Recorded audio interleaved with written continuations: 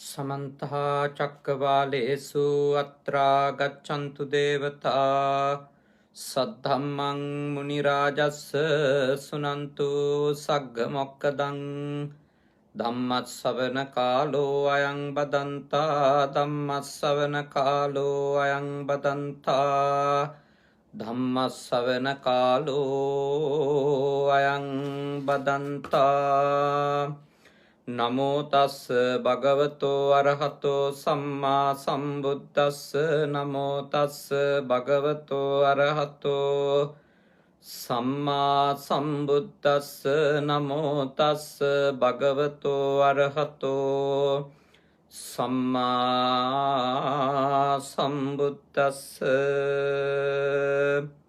यो अपदुट्ठस्स नरस्स दुस्सते सुद्धस्स पोसस्स अनंगनस्स तमेव बालं पच्चेति पापं सुखुमो रजो पटिवातं वकिप्तोति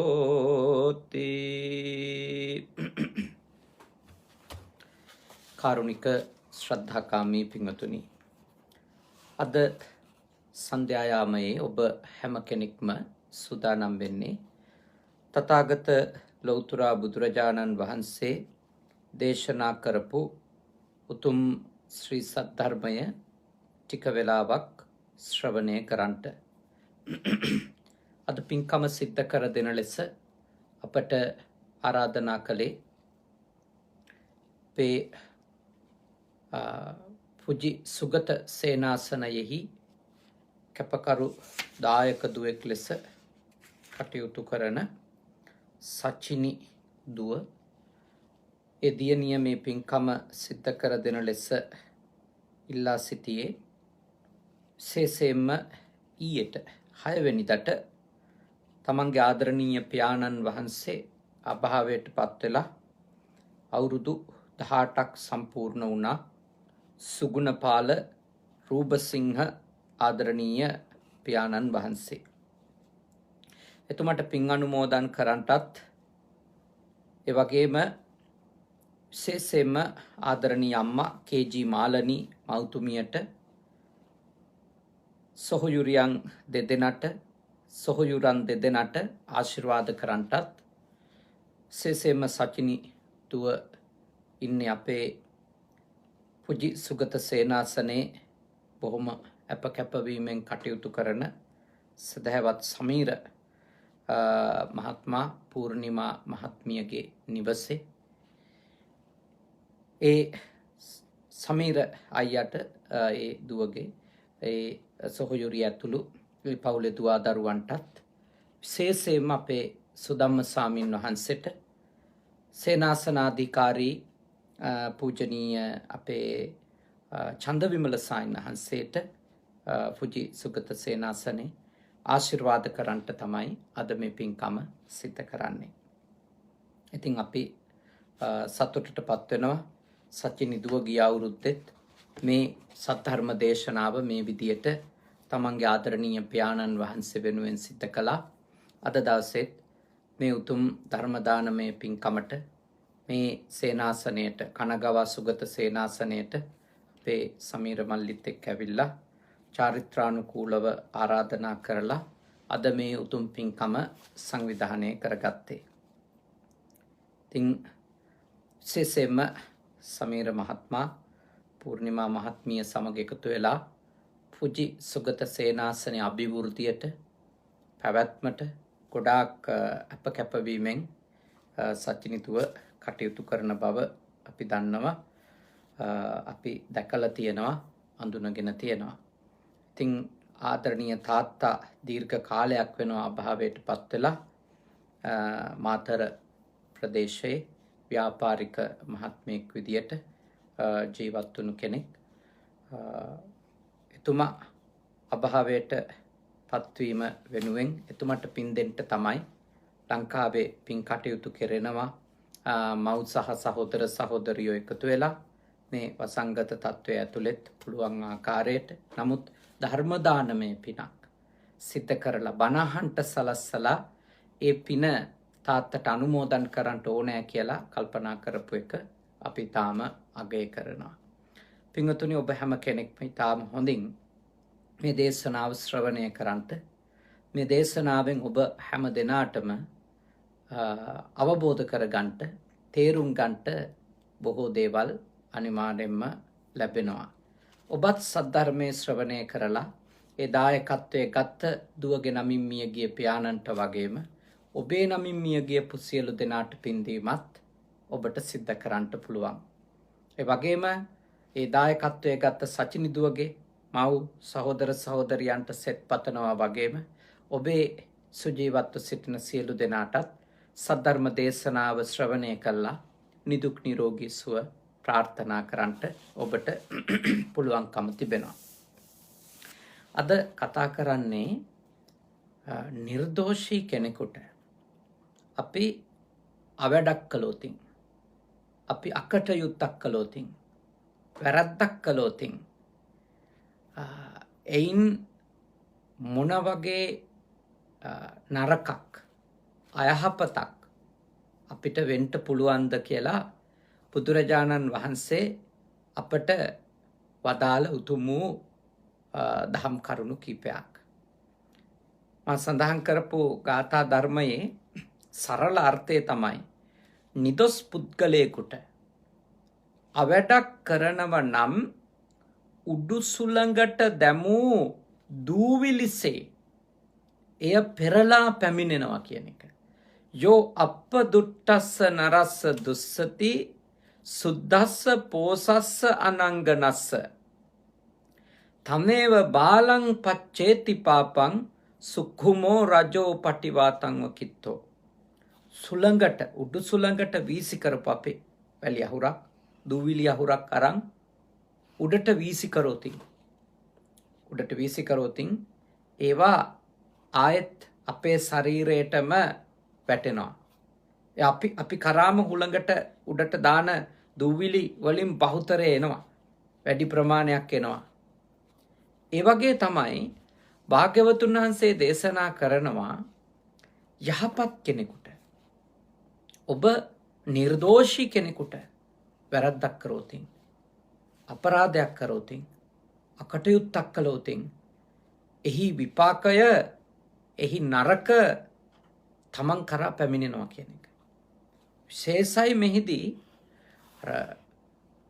ඒ වින්දිතයා බවට පත්වෙන කෙනාගේ ගුණය වැඩිනම්, සීලවන්තකම වැඩිනම්, යහපත්කම වැඩිනම්, ඒ කියන්නේ වින්දිතයාගේ තිබෙන ආධ්‍යාත්මික ඉහළ බව, ආධ්‍යාත්මිකව උසස් බව වැඩි කෙනෙක් නම් විපාක වැඩි. ඒක තමයි මෙහිදී අපි තේරුම් ගන්න ඕන. ඒකනේ සාමාන්‍ය කෙනෙකුට හානියක් කරාට වඩා බලගතු අකුසලයක් සිද්ධ වෙන්නේ භාග්‍යවතුන් වහන්සේ නමකගේ ශරීරෙ ලේසෙලෙව්වොත්. සාමාන්‍ය කෙනෙක් මැරුවට වඩා දරුණු පාපයක් සිද්ධ වෙනවනේ රහතන් වහන්සේ කෙනෙක් මැරුවොත්. සාමාන්‍ය අය කේලම් කියලා ભેද බින්න කළාට වඩා දරුණු පාපයක් සිද්ධ වෙනවනේ සංඝයා ભેද බින්න කළොතින්. සාමාන්‍ය කෙනෙක් මැරුවට වඩා දරුණු පාපයක් සිද්ධ වෙනවනේ අම්මා මැරුවොතින්, තාත්තා මැරුවොතින්. එතකොට අපි අවබෝධ කරගන්න ඕන තථාගත ශාසනයෙහි යම්කිසි කෙනෙක් ගුණයෙන්, ශීලයෙන්, යහපත් බවින් උසස් කෙනෙක්ද එවැනි කෙනෙකුට අවඩක් කරෝතින්, අපරාධයක් කරෝතින්, නරකක් කළෝතින් එයින් ලැබෙන විපාකය තාම දරුණු බව තමයි භාග්‍යවතුන් වහන්සේ අපිට පෙන්වලා දෙන්නේ. මේක අපි ගැඹුරු අවධානයකට යොමු කරන්නට ඕන දෙයක් අපේ ජීවිතේ. මොකද අපි මේ දේවල් බරපතල ලෙස කල්පනා කරන්නේ නැතිකම නිසා අපිට තරහ ආවම අපි ඕන කෙනෙකුට ඕනම නරකක් කරන්න පෙළඹෙනවා සමහර වෙලාවට. ඒක වචනෙන් වෙන්න පුළුවන්, ඒක ක්‍රියාවක් විදියට වෙන්න පුළුවන්. තාම නරක දේවල් කරන්න අපි තරහ ආවම පෙළඹෙනවා. අපි ඒකේ බරපතලකම හිතන්නේ නැතුව කෝක කියලා වැද්දෙක් හිටියා භාග්‍යවතුන් වහන්සේ ජීවමාන සමයේ සවැත් නුවරට බොහොම ළඟපාත ගමක. දැන් එයා මේ බල්ලෝ ටිකක් පුහුණු කරගෙන බල්ලෝ රැලක් පුහුණු කරගෙන වනයට ගිහිල්ලා ඒ බල්ලන්ගේ උපකාරය අරගෙන තමයි එයා දඩයම් කරන්නේ. එයා දඩයම් කරන්නේ බල්ලන්ගේ උපකාරය අරන් බල්ලන්ව උසිගන්වලා තමන්ට දඩයම් කරගන්න ඕන සත්වයා ඝාතනය කරව ගන්නවා බල්ලන් ප්‍රයෝජනයට අරගෙන පුහුණු කරලා. එතකොට දවසක් එයා දඩයමට දුනු ඊතලත් අරගෙන බලු රැලත් එක්ක එයා යනකොට ස්වාමීන් වහන්සේ කෙනෙක් සිල්වත් ගුණවත් සායන වහන්සේ නමක් තෙරුන් වහන්සේ නමක් මූණට හම්බ වෙනවා. කොහොම හරි එදා දවසේ මෙයාට කිසිම දඩයමක් හම්බුනේ නැහැ. ඉතින් මෙයාගේ ඔළුවේ වැඩ කරන්නෙම මට අද දඩයමක් හම්බුනේ නැත්තේ අර පෞකාර හාමුදුරුවෝ හම්බුණා එයා හින්දා තමයි මට අද දඩයමක් හම්බුනේ නැත්තේ. ද්වේෂයෙන් තරහෙන් උමතු වෙලා තරහෙන් එනකොට ආපහු එන ගමනෙත් මේ සායනහන්සේ මුණ ගැහෙනවා. මේ කෝක කියන වැද්දාට ඉවස ගන්න බෑ දැන් හාමුදුරුවෝ දැක්කම. එයා මොකද කළේ? බල්ලෝ ටික උසිගැන්නුවා හාමුදුරුවන්ගේ පැත්තට. හාමුදුරුවෝ කරන්න දෙයක් නැහැ. හිලඟ පාත තිබිච්ච පොඩි ගහක් උඩට නැග්ගා. දුවලා ගිහිල්ලා. එතකොට වැද්දා බල්ලෝ ටික එක්ක ඇවිල්ලා හාමුදුරුවන්ට ඊතලයේ අග්ගිස්සෙන් හිංසා කරනවා. ගහේ උඩ බොහොම පොඩි අත්තකට නැගලා හිටපු හාමුදුරුවන්ට හිංසා කරනවා. එයා බිමට වට ගන්න. මේ කරදර කරද්දී බල්ලෝ ටික වටේට ගහ වටේට ඉඳගෙන බොරබුර ඉන්නේ දැන්. මොකද වෙන්නේ? අර මිනිස්සයා ඊතලයේ අග්ගිස්සෙන් එන හාමුදුරුවන්ට කරදර කරනකොට ඒකෙන් ගැලවෙන්න ස්වාමීන් වහන්සේ උත්සාහ කරද්දී ස්වාමීන් වහන්සේගේ සෙවුර වැටෙනවා බිමට. ඒක වැටෙන්නේ හැබැයි මේ වැද්දාගේ ඇඟට. මෙයා වැහෙනවා. බල්ලෝ ඒ වෙලාවේ හිතනවා හාමුදුරුවෝ වැටුණා කියලා. මොකද කරන්නේ?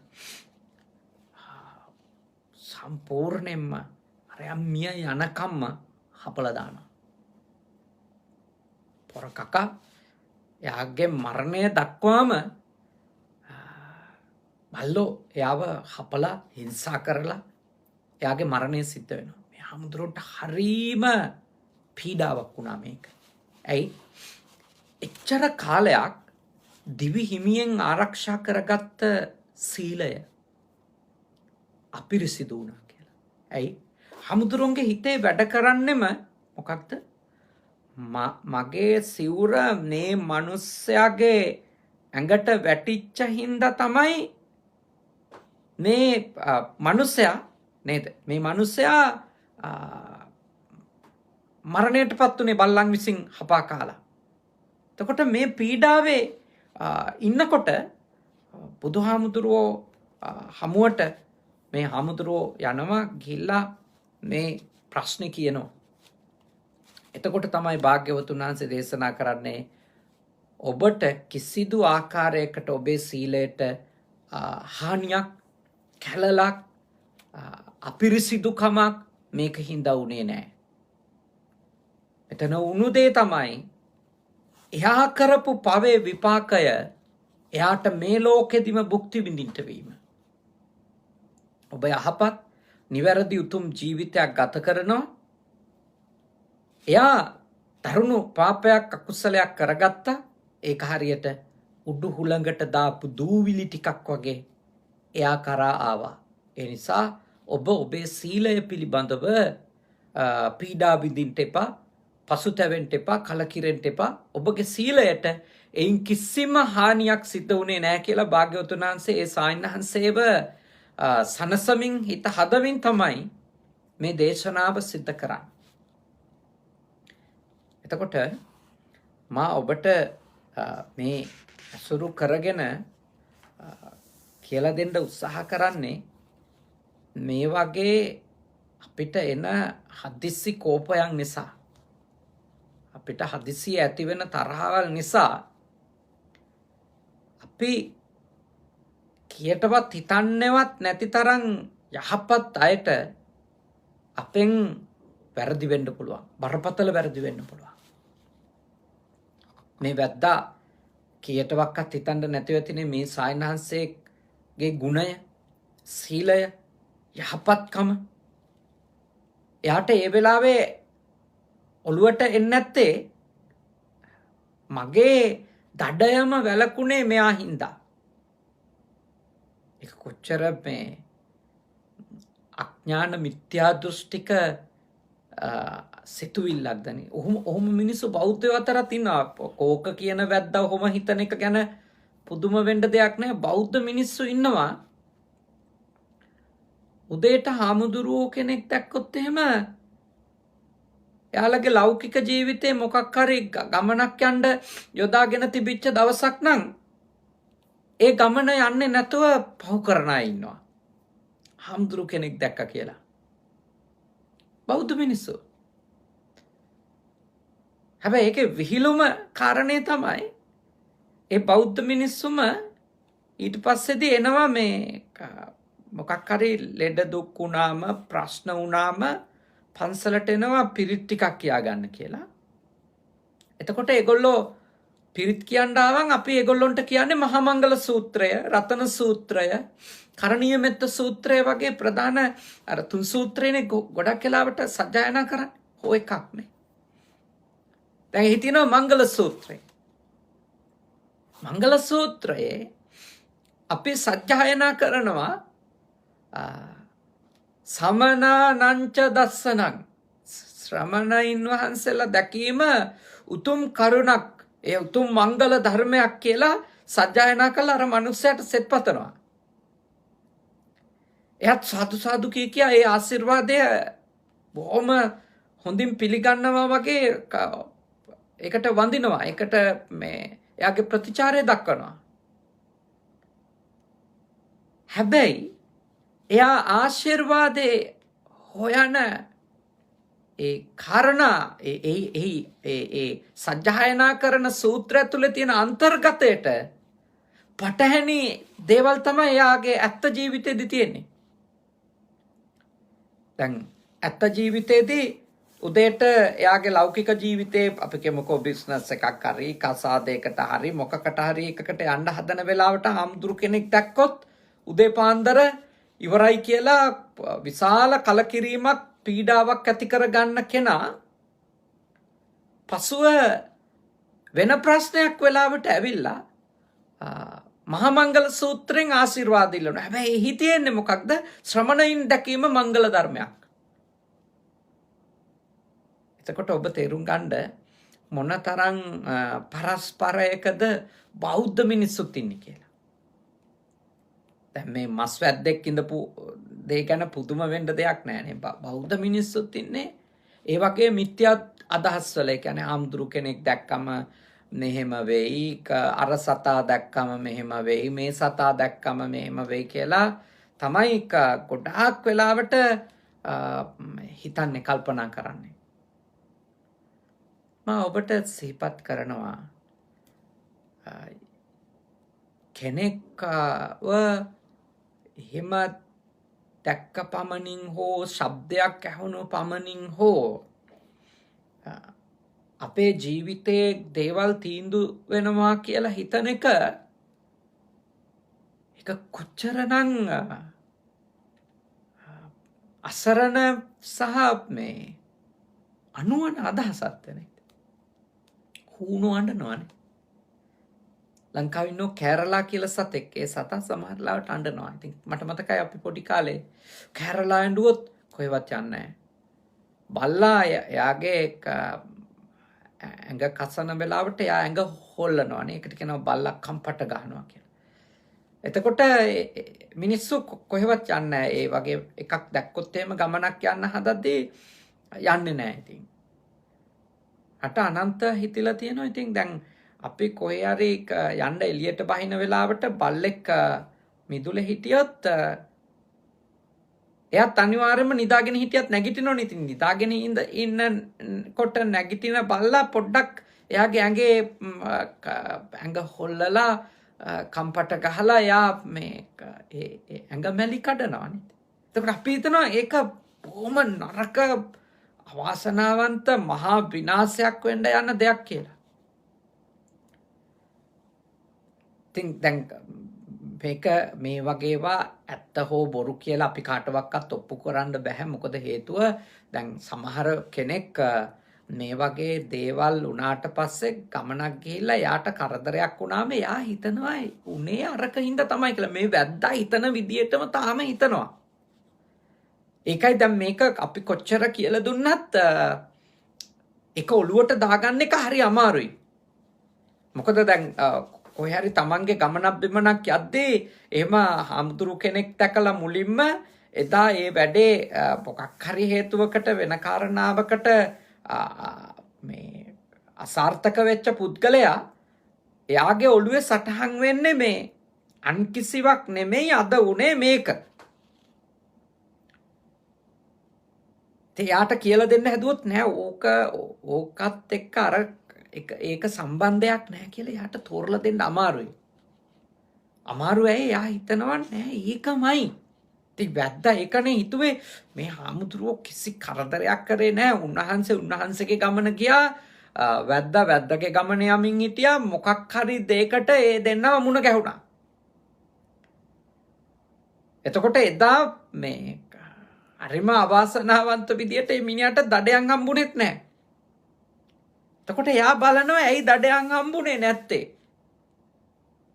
එතකොට අන්න එතෙන්දි තමයි එයා හේතුව කරගන්නේ හාමුදුරුවන්ව. හාමුදුරුවන්ව හේතුව කරගන්නවා. ඒ කියන්නේ අපිට මේ සමහර දේවල් තියෙනවා මනුෂ්‍යයන්ට මොකක් හරි වුණාම ඒ අසාර්ථකත්වයට හෝ ඒ අසමත් වීමට හෝ එහි ඒ සිද්ධ වෙච්ච මේ අයහපත් දේහි ප්‍රතිඵලයට බාහිර වැරදිකාරයෙක් හොයන්න ඕන හැමතිස්සෙම. බාහිර වැරදිකාරයෙක්. කවුරු හරි කෙනෙක් චෝදනා කරන්න ඕන. ගොඩාක් මිනිස්සු එහෙම ඉන්නවා. කවුරු හරි ඕනේ යාලට චෝදනා කරන්න. මේක උනේ මෙයා නිසා. මේක උනේ මේ සිද්ධිය නිසා. මේක මේම උණු නිසා තමයි මෙහෙම උනේ කියලා එහෙම හොයන අය ඉන්නවා. එතකොට මට ඔබට සිහි කරන්න ඕන දැන් ඒ වගේ හිතන මතන කෙනෙකු බවට පත් වුණාම තියෙන නරක තමයි, අයහපත තමයි, අවැඩ තමයි අපි දන්නේම නැතුව අපි ගොඩාක් අයහපත් කර්ම අපිට කරගන්න පුළුවන් මෙහෙම එක එක්කෙනාගේ පිට අපේ ප්‍රශ්නවල මේ වැරදි පටවන්න ගියොත් අපේ ප්‍රශ්නවලට හේතු අරයා මෙයා කියලා පටවන්න ගියොත් අපි දන්නේම නැතුව තාම නරක ලෙස සමහර අයට තැන්වලට දේවල් වලට සත්තුන්ට වෛර කරන හිංසා කරන අය වෙන්න පුළුවන්.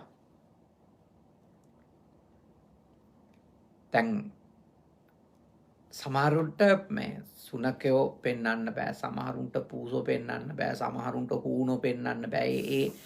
ඒවට හේතු ඒ සත්තු එයාගේ මොකක් හරි වැඩක් වෙලාවේදී ඒ සත්තු ඉස්සරහට ඇවිල්ලා හරි ඒගොල්ලෝ අඬලා හරි මොකක් හරි වෙලා තියෙනවා.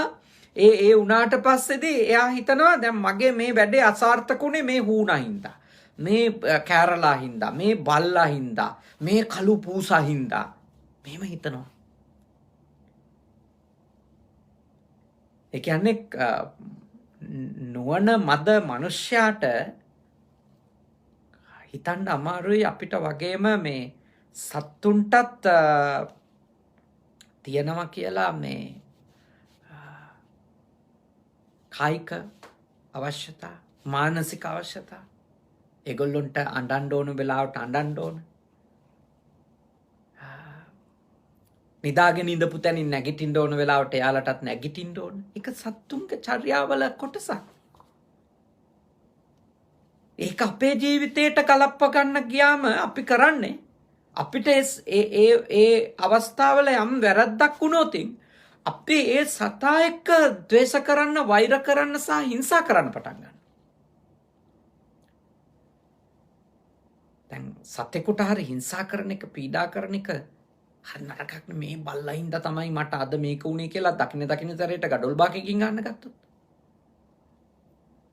මේ පූසා නිසා තමයි උනේ කියලා මේ පන්න කොස්සෙන් ඉදලෙන් ගහන්න ගත්තොත්. ඇයි යා ඉස්සරහට ආවේ හින්දා මෙහෙම වුණා. දකින්න හූනට මේ ලී දඬු වලින් අනින්නයි මරන්නයි පටන් ගත්තොත්. ඇයි ආ ඇඬුවා මම ඒක කරා ඇඬපු නිසා මට අසුබයක්. මම ඔබට සී කරනවා එහෙම හිතන මට්ටමේ කෙනෙකු වෙන්න එපා. එහෙම හිතන මට්ටමේ කෙනෙකු බවට ඔබ පත් වෙන්න එපා කියලා මං ඔබෙන් ඉල්ලා සිටිනවා. මොකද එහෙම හිතීමෙන් කාටවත් අවඩක් අයහපතක් නොවෙනව නම් එහෙම හිතාගත්ත අය කියන එකට එච්චර ලොකු ප්‍රශ්නයක් නැහැ. නමුත් ඕක ගොඩක් වෙලාවට මේ කෝක කියන වැද්දක් කරපු වැඩේ තමයි අපිත් අන්තිමටම ගමන් කරන්න පුළුවන් තැන. ඒ කියන්නේ අපිට සිද්ධ වෙන අලාභේ ප්‍රමාණිකනේ අපේ ද්වේෂය එන්නේ. වැද්දෙක් විදියට යාගේ ජීවිතේ යා ගෙනියන්නේ දඩයමින්. එතකොට යාට අනුව එයාට සිද්ධ වෙච්ච ලොකුම පාඩුව ලොකුම අයහපත ඒදා දවසේ යාට දඩයන් නැතිවීම. එතකොට ඒකට යා වැරදිකාරයා බවට පත් කරගන්නවා හාමුදුරුවෝ. හැබැයි එයා දන්නේ නැහැ මේ හාමුදුරුවන්ට මෙහෙම අපරාධයක් කරාම එයාට සිද්ධ වෙන විපාකය. දැන් කෙනෙක් අහන්න පුළුවන් මේ වගේ එකත් ඉතින් එයා දන්නේ නැහනේ මෙහෙම එකක් වෙනවා කියලා. ඒ කියන්නේ එයා දන්නේ නැහනේ පව් කියලා ඒක. දැන් පව් කරන ඒ කියන්නේ ඒ ක්‍රියාව කරන එක්කෙනා ඒක පව්ද පින්ද කියලා දන්නවද නැද්ද කියන එක නෙමෙයි කර්මය සහ කර්ම විපාකයට බලපාන්නේ. එහෙනම් දැන් අන්‍යාගමිකයෙක් ප්‍රාණඝාත කරාට අකුසල කර්මයක් ඒගොල්ලොන්ට සම්පූර්ණ නොවෙන්න එපේ. ඇයි ඒ ආගම්වල කියලා තිබුණොත් එහෙම නෑ ඒ සත්වයෝ ඝාතනය කළාට මේ වර්ගයේ මිනිස්සු ඝාතනය කරාට පව් නෑ කියලා කිව්වම පව් නැද්ද? ඒ කියන්නේ ඒගොල්ලෝ ඒක පවක් කියලා දන්නේ නැතිකම නිසා කාටවත් පව් නොපිරෙනවාය කියලා සිද්ධාන්තයක් ලෝකේ නෑ.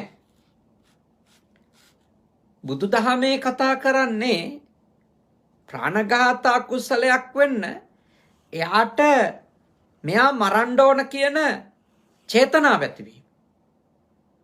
මෙයා මරන්න ඕන කියන චේතනාව ඇතිවීම. ඊළඟට ඒ චේතනාව ක්‍රියාත්මක වෙන අවස්ථාව වෙනකොටත් එයා ජීවතුන් අතර ඉඳීම. එතකොට ඒ චේතනාවෙන් යොදපු උපාය උපක්‍රම නිසාම එයා මරණයට පත්වීම. එතකොට අන්නේ වගේ කාරණා ටිකකින් තමයි ප්‍රාණඝාත කුසලයක් සිද්ධ වෙන්නේ. එයා බෞද්ධද අබෞද්ධද එයාගේ ආගම මොකක්ද එයාගේ උපාධි තියේද නැද්ද ඌව වැඩක් නැහැ මේ ප්‍රාණඝාත කුසලෙ සිද්ධ වෙන්නේ. ඒකට බලපාන්නේ එයා ඒ වෙලාවේ සකසන චේතනාව මොකක්ද කියන එක. එතකොට කෝකාලික කියන මේ ඒ වැද්දා එයා ඒ වෙලාවේ සකසපු චේතනාව තමයි මෙයා මට අද අලාභයක් කරා මෙයාව මරන්න ඕන කියලා තමයි බල්ලෝ ටික උසිගැන්නුවේ. හැබැයි එයා තාම යහපත් අවිහිංසක ගුණවත් සිල්වත් කෙනෙකුට ඒ කරපු අපරාධයේ විපාකය එයාට ඒ මොහොතේම යට ඒ මොහොතෙම එන්න පටන් ගත්තා. එයා මැරණකම්ම බල්ලන් විසින් හපා දැමුවා. එහින්දා ඔබ ගොඩාක් කල්පනා කරන්න කෙනෙකුට අයහපතක් කරන්න චේතනාවක් එනකොට, අවැඩක් කරන්න චේතනාවක් එනකොට මා ඔබට යෝජනා කරන ගොඩක් කල්පනා කරන්න කියලා. මේ හාමුදුරු කෙනෙකුට, සිල්වතෙකුට, ගුණවතෙකුට කියලා මේ විශේෂ නම් කිරීමකට ගියේ මේ මෙතන තියෙන මාතෘකාව එක්ක. සමහර වෙලාවට ඔබ හිංසා කරනවා තාම නිර්දෝෂී, තාම යහපත්, තාම ගුණවත් ජීවිතයක් ගෙවන ඔබේ බිරිඳට ගහනවා. දඬු මුගුරු වලින් ගහනවා. සමහරු අතින් පයින් ගහනවා. සමහරු බිත්තිවල ඔළුව ඇනීම් ආදී තරුණු හිංසා කරනවා. ඔබ හිතන්න ඒ වගේ අකුසල්, ඒවා අකුසල්නේ. මොකද ඒ කාන්තාව සීලාදී ගුණ ආරක්ෂා කරන යහපත් උතුම් ජීවිතයක් ගත කරන කෙනෙක් නම් එහි විපාකය ඊටාම දරුණුයි. කාන්තාවකට හානි කිරීම, කායික හිංසා කිරීම, කායික පීඩා කිරීම නෛතික වැරද්දක්, අපරාධයක්. ඒ නෛතික වැරද්ද නෛතිකව ගත්තොතින් ඒක අපරාධයක් වගේම ඒ කාන්තාව සීලාදී ගුණයන් සහිත කෙනෙක් නම් ඒ හිංසා කරන පිරිමියාට හෝ ඒ පුද්ගලයාට දරුණු විපාක මේ අත්භවයේදීම අනිවාර්යෙන්ම විඳින්නට වෙනවා. එයා හිතන්නේවත් නැති වෙලාවක. හින්දා තමන්ගේ බිරිඳට අත ඔසවන්න, හිංසා කරන්න, දඬු මුගුරු වලින් පහර දෙන්න යනවනම් ඒ සිතුවිලි එන වෙලාවට උඩට කල්පනා කරන්න, මට වඩා මේ මිනිස්යාගේ තියෙන ಗುಣ, මෙයා කේන්ති ගන්න කෙනෙක් වෙන්න පුළුවන්, මෙයා කෑ ගහනවා වෙන්න පුළුවන්. නමුත් එයා කෑ ගැහුවට, කේන්ති ගත්තට සමහර වෙලාවට ඔබව අවුස්සන තරම් කන්දොස් කිරියා සහගත හැසිරීම් තියෙන්න පුළුවන්. නමුත් එවැනි කෙනෙකු වුණත් ඉන්න පුළුවන් ඊටාම හොඳ සීලාදී ගුණ ආරක්ෂා කරන. එතකොට එවැනි කෙනෙකුට අපරාධයක් කරොත් එහි විපාක වැඩි. කාන්තාවකට, දරුවෙකුට අපරාධ කිරීම, හිංසා කිරීම කොහොමත් වැරදි, අකුසල්. හැබැයි ඒ කාන්තාව, ඒ දරුවා, නැත්තම් ඒ පිරිමියා කවුරු වුණා, ඒ කියන්නේ ඔබගේ හිංසනයට ගොදුරු වෙන කෙනා කවුරු වුණත්, එයාගේ ස්ත්‍රී පුරුෂ භාවය මොකක් වුණත්, ජෙන්ඩර් එක මොකක් වුණත්, එයා ඔබට වඩා සීලයෙන්, ගුණයෙන්, යහපත් බවින්, ආධ්‍යාත්මික දියුණුවෙන් උසස් කෙනෙක් නම් ඔබට විපාක වැඩි. දැන් ගොඩක් ඒ වගේ එකක් කියලා දුන්නම මේ මිනිස්සුන්ගේ ඔළුවට එන එකක් තමයි මේ එයා සිල්වත් නෑනේ මම තරම්, මම දන්නවනේ එයා සිල්වත්ද නැද්ද කියලා. අපි කාටවත් කවුරුවක්වත් හරි සිල්වත්ද නැද්ද කියන එක සම්බන්ධව එහෙම නිගමනවලට එන්න බෑ. ඒක හොඳට තේරුම් ගන්න. කාගේවත් සීලය පිළිබඳව මේ නිගමනයකට එන එක, ඒ පිළිබඳව අදහස් පළ කරන එක, කරුණු කියන එක හරි දුෂ්කර දෙයක්. භාග්‍යවතුන් වහන්සේ දේශනා කළේ සිහි නුවණින් ඊටාම දීර්ඝ කාලයක් එකම තැන ඉඳගෙන ආශ්‍රය කළොත් තමයි කෙනෙකුගේ සීලාදී ගුණයක් පිළිබඳව, කාරණයක් පිළිබඳව යම් අදහසක් හෝ පළ කරන්න පුළුවන්. සිහි නුවණින් දිගු කාලයක් ඇසුරු කරමු. දැන් සමහරු එක දවසක්වත් එකට ජීවත් වෙලා නැති අයගේ සීලය ගැන ලියනවා පොත් ගණන්නේ. දුර්ගුණ ගැන, යහගුණ ගැන එක දවසක්වත් ආශ්‍රය කළා නැහැ. හැබැයි හැලි ලියනවා. උත්තටම දන්නවා වගේ මම දන්නවා කියාමයි ලියන්නේ. හැබැයි දවස් කීයක් ඔය ඇසුරු කරාද? ඔයාට මොනවද තියෙන සාක්ෂි සාධක? ඔක්කොම කවුරු හරි කිව්වා කියනවා. මම දැනගත්තා කියනවා. ඒවා ඒ රිසෝසස් මම කියන්නේ නැහැ කියන ඒවා එහෙම කොහොමද කියන්නේ? සීලය ගැන කාගේවත් එහෙම කියන්න බෑ. පිරින්දගේවත් සැමියාගේවත් සිහිනුවණින් දිගු කාලයක් ඇසුරු කරලා නැත්තම් සීලය ගැන සාතික කියන්නත් බෑ. දුස්සීලවන්තකම ගැන සාතික කියන්නත් බෑ. බාහිර අයවලුන්ගේ නම් ඒක අතිශයින් දුෂ්කර දෙයක්. කෙනෙකුගේ සීලය ගැන සාතික ලියන එක. හොඳම දේ මොකක්ද? කාගේ හරි සීලවන්තකම් දුස්සීලවන්තකම් අපි දන්නේ නැහැනේ. එතකොට කාටවත් අපරාධ නොකර ඉඳීම තමයි අපි කරන්න ඕනදී. කාටවත් හිංසා නොකර ඉන්න එක තමයි අපි කරන්න ඕනදී. අපිට මනින්න බැරි හොයන්න බැරි කාරණයක් නම් සීලය. එහෙනම් අපි හිතන්න ඕන මෙයත් සිල්වත් ඇති, මෙයත් ගුණවත් ඇති, මෙයා මට වඩා උතුම් කෙනෙක් වෙන්න ඇති. එහෙනම් මම අතෝසවන්න යන්නේ නැහැ. මට ප්‍රශ්නයක් තියෙනම් කතා කරලා මං විසඳ ගන්නවා. නෛතිකව මට ප්‍රශ්නයක් තියෙනම් විසඳ ගන්නවා. හැබැයි මං හිංසා කරන්නේ නැහැ. මම පහර දෙන්නේ නැහැ කියන තැනට එන්න ඕන. මොකද හේතුව අපි හොඳටම තර්ක හදාගෙන මොන සීලයක්වත් නැහැ ගුණයක්වත් නැහැ කියලා තර්ක හදාගෙනම අපි හිංසා පීඩා කෙනෙකුට කරන්න පුළුවන්. හැබැයි අපි නොදැන එයාගේ ගාව අපි නොහිතන විදිහේ ගුණ යහපත්කම් තිබුණොත් මොකද වෙන්නේ? එයා ආධ්‍යාත්මිකව අපි හිතනවට වඩා ගොඩාක් උඩට ගිහිල්ලා හිටියොත් මොකද වෙන්නේ අපිට? ඒකේ විපාකය කොහොම විඳින්න වෙයිද? ඒ හින්දා මා ඔබට යෝජනා කරනවා ඔබ ඊටාම කල්පනාකාරී වෙන්න සිවුම්බ මේ දේවල් හිතන්න. මම උත්සාහ කරන දෙයක් මේක. මම ඔබට යෝජනා කරන ඔබත් මේකට උත්සාහ කරන්න කියලා. මොකද හේතුව අපි මේ අමාරුවෙන් ලබාගත් මනුෂ්‍යාත්මේ අපිට ඊළඟ ආත්ම භාවය තිරිසන් සතෙක් වෙලා උපදින්න ඕනේ නෑනේ. නිරයට යන්න ඕන නෑනේ. ප්‍රේතෙක් වෙලා උපදින්න ඕනේ නෑනේ. දුක්ඛිත ආත්ම භාවයක සත්පුරුෂේ කමුවෙන් නැති, කල්යාණ මිත්‍රේ කමුවෙන් නැති තැනක උපදින්න ඕනේ නෑනේ අපිට.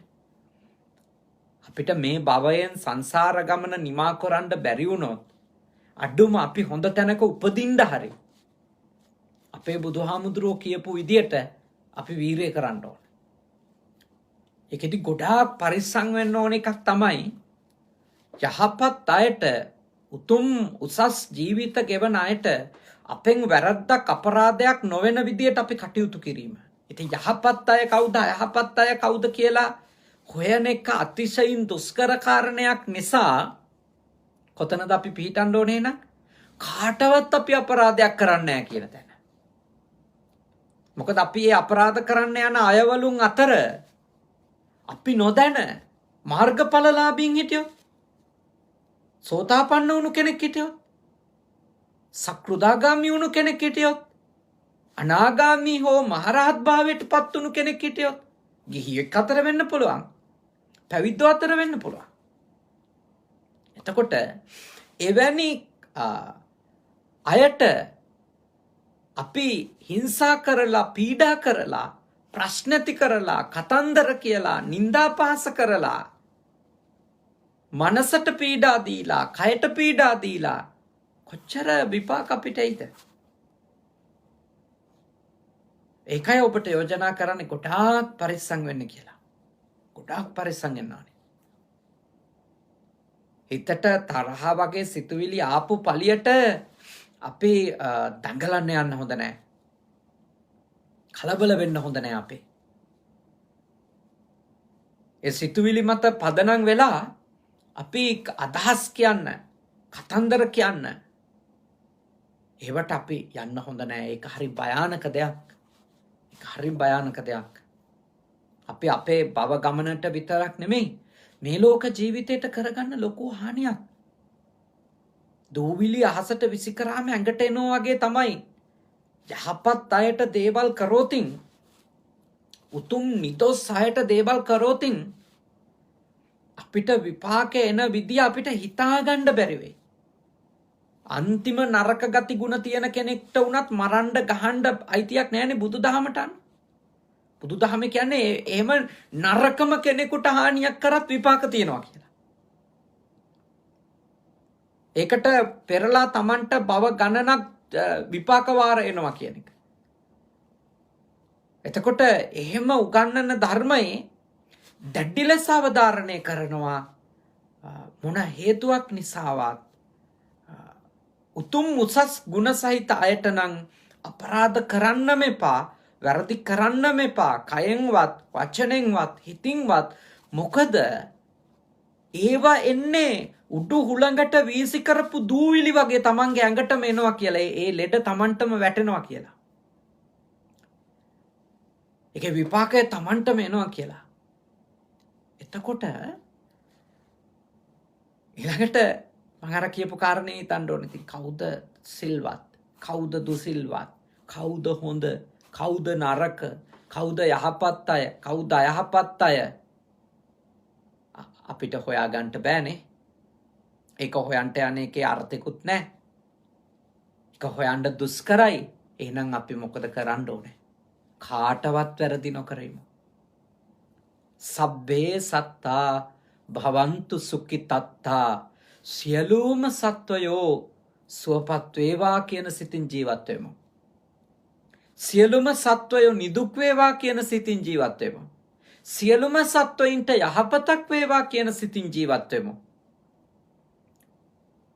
අන්න ඒ විදියට ජීවත් වුණොත්, ඒ විදියට කටයුතු කරොත් මතක තියාගන්න අපට ගොඩාක් සිද්ධ වෙන අවඩවල් නැති කරගන්න වළක්ව ගන්න පුළුවන්. ගොඩාක් සිද්ධ වෙන අවඩවල් නැති කරගන්න වළක්ව ගන්න පුළුවන්. බුද්ධිමත්ව හිතන්න.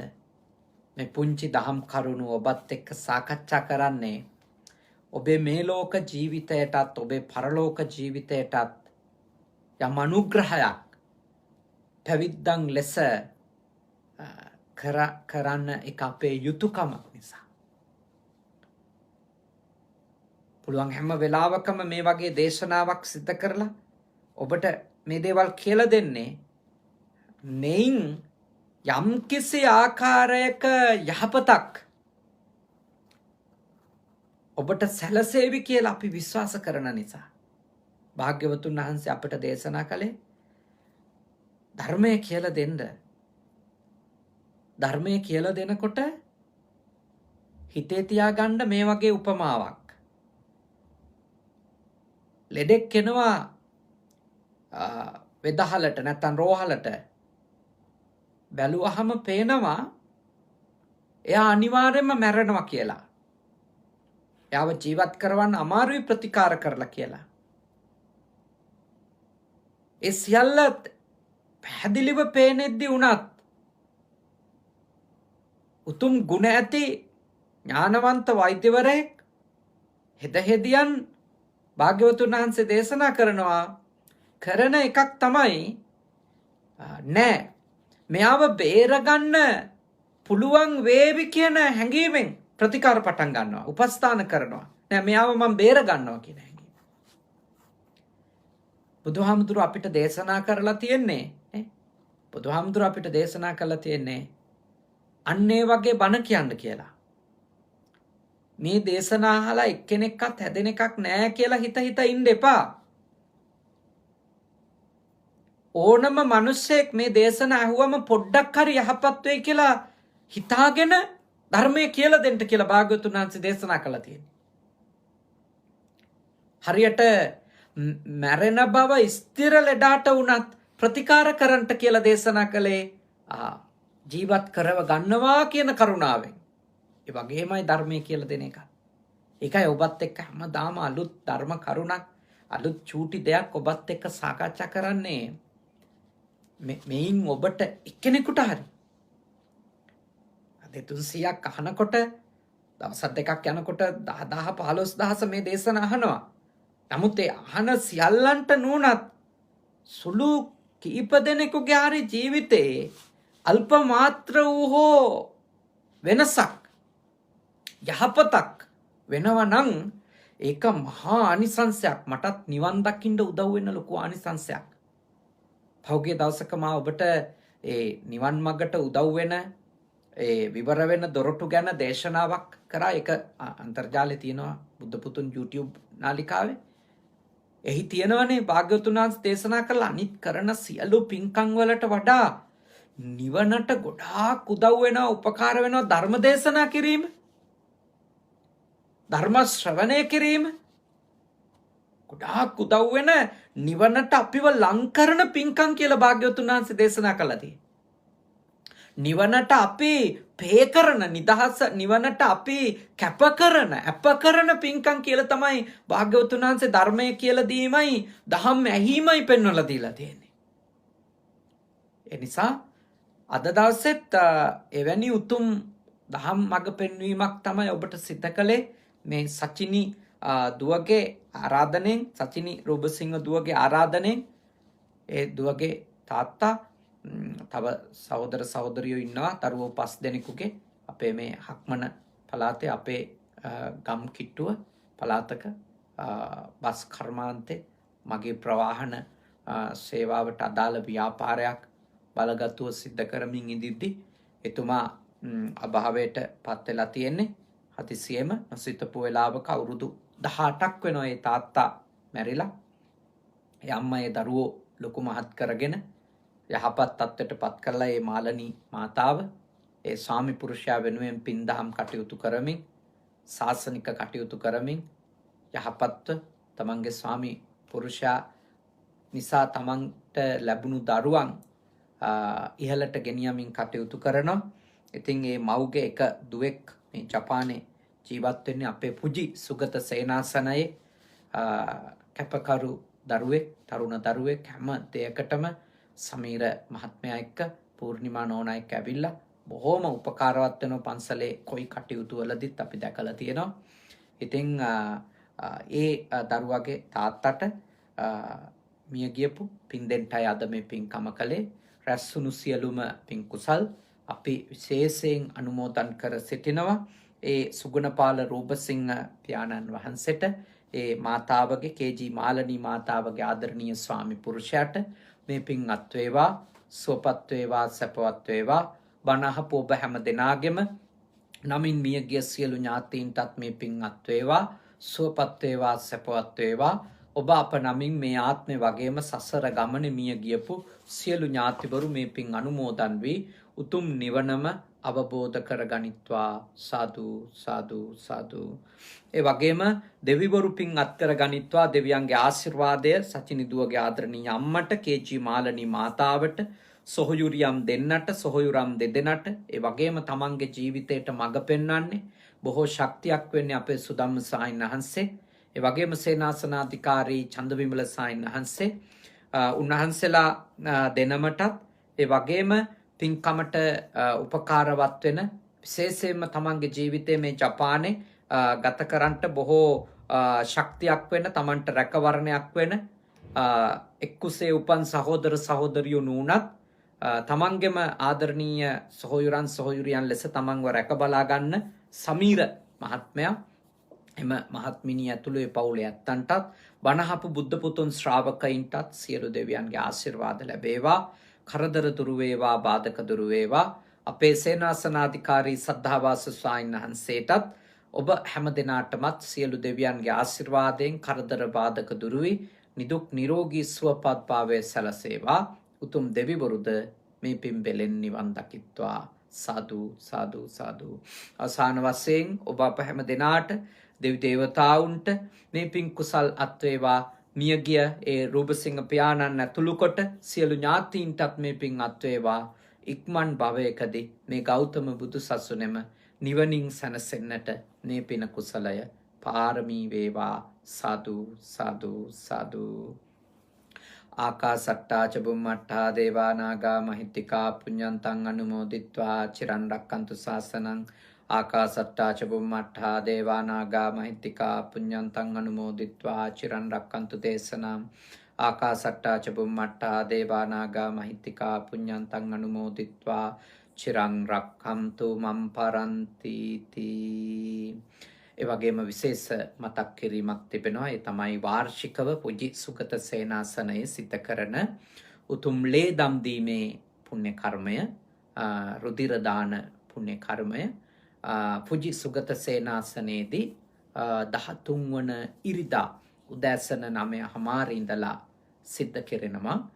සිසෝකා අවට ජීවත් වෙන කනගවා ටෝකියෝ ආදී පළාත්වල ජීවත් වෙන ගුම්මත් සහිතම ආදී පළාත්වල අයටත් ඇවිල්ලා අවස්ථාවක් තිබෙනවා තමන් ශ්‍රද්ධාවෙන් උතුම් පිනක් වන මේ රුධිර දාන පින්කමට සම්බන්ධ වෙන්නට 13 වෙනි පෙබරවාරි මාසේ 13 වෙනි ඉරිදා උදෑසන 9 ඉඳලා පටන් ගන්න ඒ උතුම් පුණ්‍ය කර්මය ඒ සියලු දෙනාටම ආරාධනා කර සිටිනවා. ඔබටත් පුළුවන් ඒ උතුම් පින්කමට ඇවිල්ලා ලේ දන් දෙන්න ඒ සඳහා එන්න කියලා අපි ආරාධනා කර සිටිනවා. ඉතින් ඔබ හැම දෙනාම නිදුක් වෙත්වා, නිරෝගී වෙත්වා, සුවපත් වෙත්වා. සාදු සාදු සාදු.